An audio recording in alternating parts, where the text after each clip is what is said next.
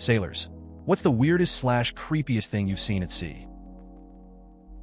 I have family who sailed around the world. One day in the North Atlantic, their sailboat was going over some gigantic swells. They didn't have brakes at the top, so it was safe, but the boat was rising and falling way beyond the neutral. At the bottom of a trough, my uncle looked up to see the sun behind a wave and the silhouette of a whale inside, above him. It was a foggy night off the shore of Long Island, and I was on a 75-foot schooner. The fog was so thick that you couldn't see more than 10 feet in front of you. The captain tells me there is no point to continue my watch at the bow of the ship, and him and I start talking at the stern. About that time, there is thunk on the side of the ship. We both turn to see a figure dressed in black flowing robes walking towards us on the outside of the ship. The robes were scratching down the outside of the ship. It keeps coming closer and is high enough in the air that the top was about even with our heads. It turns out that it was just a black flag to mark a lobster pot. But for those first few seconds, it was terrifying. LOL. Toilets on boats are usually plumbed with seawater because it makes no sense to shit in your limited drinking water. One night, I was taking the watch on a long-haul sail up the U.S. East Coast. We were rounding the FL Keys about to point towards Maine. I had to use the head, so I went below and pumped some water into the bowl. It was glowing in the dark. Freaked me out so much. Turns out there is photoluminescent phytoplankton in the water, which will glow if pumped into a dark toilet bowl. No longer scary, actually pretty neat. The stars. When you're 3 days from the nearest land, and it's a clear night, more stars than you could ever imagine, and enough shooting stars to make you run out of wishes. It was also pretty cool being stuck in the Panama Canal with a Los Angeles-class submarine when they had to shut down the locks. Before we knew what was going on, there were helicopters everywhere dropping off Marines to set up around the lock. California to Los Angeles. Not me, but my father back in his commercial fishing days noticed that there was a t-shirt in the middle of his net after one tow. After a little investigation, he found that it was not a shirt, but a human torso wearing a shirt. He said he was terrified that he would open the net and a head would roll out onto his feet, but it didn't happen. His captain radioed ahead, and they brought the torso back to the docks, where they were met by the police and a coroner. They were eventually able to identify the body, based on the clothing, as a victim of a plane crash that had occurred fairly recently. My dad said he offered a free lobster to the coroner, who graciously accepted it until he found out that it had been found in the net with the body. After that, he got angry and told him to throw it back. My dad said he offered a free lobster to the coroner, who graciously accepted it until he found out that it had been found in the net with the body. After that, he got angry and told him to throw it back. I would expect a coroner to care significantly less. Not a sailor, but I was on a fishing charter boat on Lake Erie. It was around 5 a.m. in the morning, and the water was scary calm and glass-like, and it was so foggy you could not see more than 30 feet if that. We all started hearing this plopping sound, like somebody was slapping the water with open hands. It kept getting louder and closer. At this point, we had all slowly moved to the other side of the boat, not knowing WTF it was. Even the boat captain was standing there in total silence as we all just stood there and listened to this plopping sound getting closer and closer. And to the shock of us all, a deer swam by the boat. Yes, a deer. It looked to be a very large buck with at least 10 points on his rack. We were more than 10 miles offshore, so it made no sense at all. Can you say freaky? Well, I'm no sailor, but am in the military. On September 11th, 2013, I was on a ship in the Red Sea. We were having a ceremony in remembrance of 9/11, when up floats a dead body right next to the ship. We were all locked down pretty quickly so that they could send out a couple small boats to retrieve it. Never did hear anything more about it. Pretty damn weird if you ask me, though. Heard this from a mate. Australian naval supply ship in the Great Southern Ocean, next to another naval ship. Swell was so great, the top of one ship's mast was deck level to the supply ship. Another, told by a different mate. They were fishing off the shelf, off NSW. Boat big enough to hold 6 blokes. A shark longer than their boat swam past. They packed up and went home. Some things are too big and have too many teeth to fish near. Probably too late to get noticed. My grandfather was in the Norwegian Merchant Navy during the Second World War. Technically non-combatants, but still dangerous as fuck. This one time, they were sneaking out of a port at midnight that had been closed by the Nazis. They just pointed the ship out to sea in the pitch black and went, no lights, no nothing. He was standing peering over the side, the inky blackness, when he saw, like 20 get away, a Nazi on the deck of a darkened patrol boat light a cigarette right in front of him, and then disappear. During W2, my dad, a wireless operator on a minesweeper, passed by a German pilot, waving frantically from his still floating aircraft in the North Atlantic. They were under strict orders not to stop because of the danger of subs. So they left the poor guy to certain death. My dad died a couple of years ago, but this incident haunted him throughout his life. He wept about it even in his last few hours. Edited for my stupid grammar. When I was off the coast of Japan in 2007, I watched a whale die. I couldn't tell the gender, but I remember hearing those faint whale cries that you can sometimes hear at night beneath the surface. The moon was full, and I could see it on top of the water, and I saw other whales passing around it. Do whales have funerals? Because it felt like a vigil or saying goodbye. You could hear the faint puffs of the blowhole spraying out water in a labored way. I don't know if it was hurt or just old. These other whales made a few passes, and then they left, and the whale wasn't spouting air anymore. This was all in a 15-minute period as we cruised past. I guess the whales may have been there longer, but I feel that they know that they don't want to stay around dead bodies for long. It was haunting and beautiful, and I don't think I had ever cried as much as I had that night. Hurricane Katrina.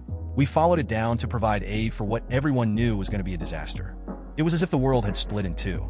Above us was this beautiful sky with a few clouds strewn about. And then, not far ahead, was this ghastly monster that engulfed up the rest of the sky. It was green and purple and black. The clouds twisted in a way I've never seen before. And the seas were very deceptive. If you looked at the water you were sailing on, the swells didn't look that intense. But I saw frigates and destroyers swallowed bow first and shot through the other side. I was lucky my ship was quite large.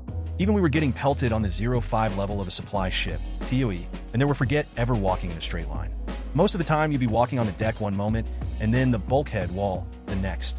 I've been in rough seas before on both smaller and larger platforms, but Hurricane Katrina took the cake. It was just an event, one that I'm glad I was following and not intercepting. The sea is a vast and seemingly empty place. Many fail to grasp this when asking questions like, how can you just lose an airplane in the ocean? I found myself, on my ship, somewhere in the vast expanses of the South Pacific Ocean. We had been cautiously avoiding big storms which I knew to be all around us, out further than the eye can see.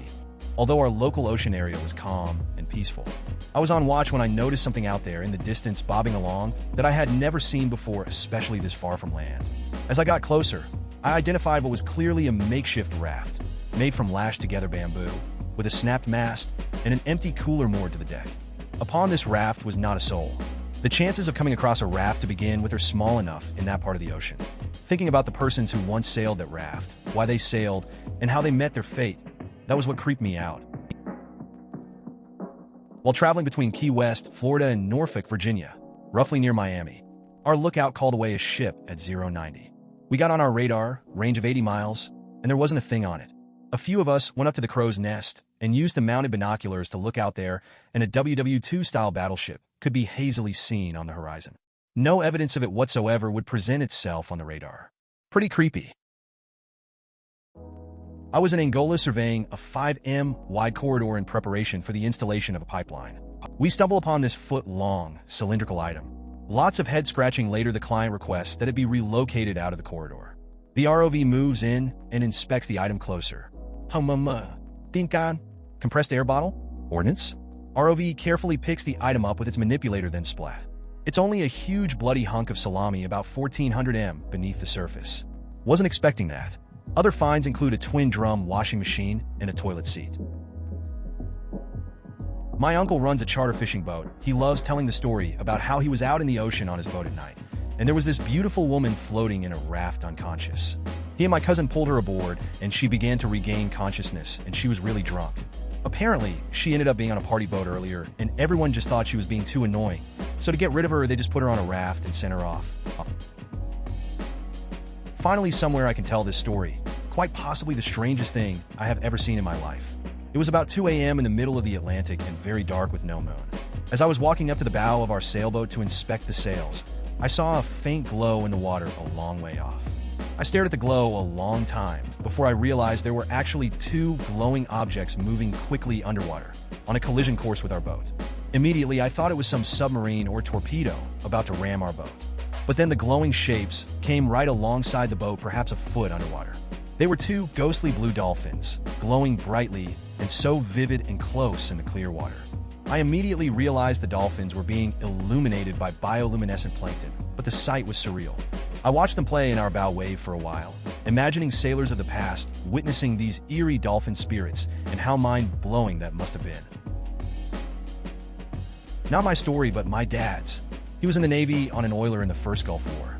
One morning, he was shooting the shit in the mess before going down to the boiler room in one of the other departments. The heads mentioned he needed to go to a casino and gamble after they got back from the deployment, as they had gotten extremely lucky the night before. They had steamed through a minefield in an oiler/ammo ship with enough Jet A, bunker fuel, and ammo to level several small nations. Dad said if they had hit a mine in the right spot, he'd not have had time to even mentally process what was happening. Back in December of 2013, I was in the USCG doing a patrol down by Cuba. We were about 10 nm offshore at about 0300. We could see this light in the shape of a cube gyrating and moving erratically. We had some pretty powerful binoculars and were studying it for the better part of an hour. As it is spinning, we could see the reflection of it on the water as well, so it was a mile or so offshore. We continued watching it, and then it zipped straight up in the air. We were all pretty freaked out and just stayed silent the rest of our watch. I was on a cruise from LA to Hawaii, and one day, while we were about halfway there, I was on the deck and could see almost 360 degrees around the ship. The scariest thing to me was the fact that there was nothing at all. We were hundreds of miles from land, and the world looked so flat. The thought that if the boat sank, we would be stuck here for probably days before someone found us. That if I went in the water and no one saw me, I would die completely alone, and there's nothing I could do about it. I went back to the room immediately and didn't leave very much after that until we got to the islands. During a big East Coast hurricane, Irene, I think, my submarine was out to sea. Even when we were submerged, we could feel the storm's effects on the currents. A couple days after the storm, I was topside after we surfaced and were returning to port. The water was glassy and littered with debris, even tens of miles off of the coast. The eeriest thing I saw floating were window shutters. I was fishing in a boat with my family when I was 5. I kept on getting good eating fish and a couple of ones we didn't need, who I let go. After about 30 minutes at sea, I grabbed something big and huge. I tell my dad, and he takes the pole and he reels it in. It smacks the side of the boat with its fin without revealing itself. Next thing you know, a giant fish with a sword-like mouth comes up on board, flopping around. It almost slices my dad. While I'm screaming for my life, my dad kicks the thing back in the ocean. He calmed me down, and he we're dead for today. The only thing that boggled me to this day is there are no sailfish, swordfish, or any fish like that in the Gulf of Mexico. I think. Either way, it was creepy. TLDR, a swordfish jumped on my boat when I was in the Gulf of Mexico. I'm not a sailor, but I was in the Navy, and I was stationed on the USS Ronald Reagan during the Fukushima incident in 2011. I remember going out onto the flight deck and looking out at the ocean with no land in sight, and seeing capsized ships, boats, shipping containers, roofs of houses, and lots of small plastic and styrofoam containers floating all around you. It felt very eerie to know that just 24 hours ago people were sleeping under those roofs, of buying those products, etc. The first time I went solo night sailing. Absolutely terrifying. I got used to it eventually, but my god, it's terrifying. Tens to hundreds of kilometers from the nearest person. Low visibility, surrounded by thousands of kilometers of liquid death. Those stars, though. Edit. Also had people try to board my boat off the coast of Indonesia, which was pretty scary too. I was flying a helicopter off of an aircraft carrier in the middle of the Pacific. We were slowing down and descending to come to a hover over a random spot of water. When we got down to about 80 feet and maybe 20 knots, a giant manta ray, almost as wide as our 50-foot rotor, leapt out of the water ahead of us and did a full somersault. It's definitely the coolest thing I've ever seen while flying, and possibly ever. We broke off the approach and followed the ray for a while. We saw it flip 2 more times. Side note, on the same flight we flew through a water spout out of boredom. It was a hold my beer moment, but turned out to be anticlimactic. Please consider subscribing if you enjoyed. Love.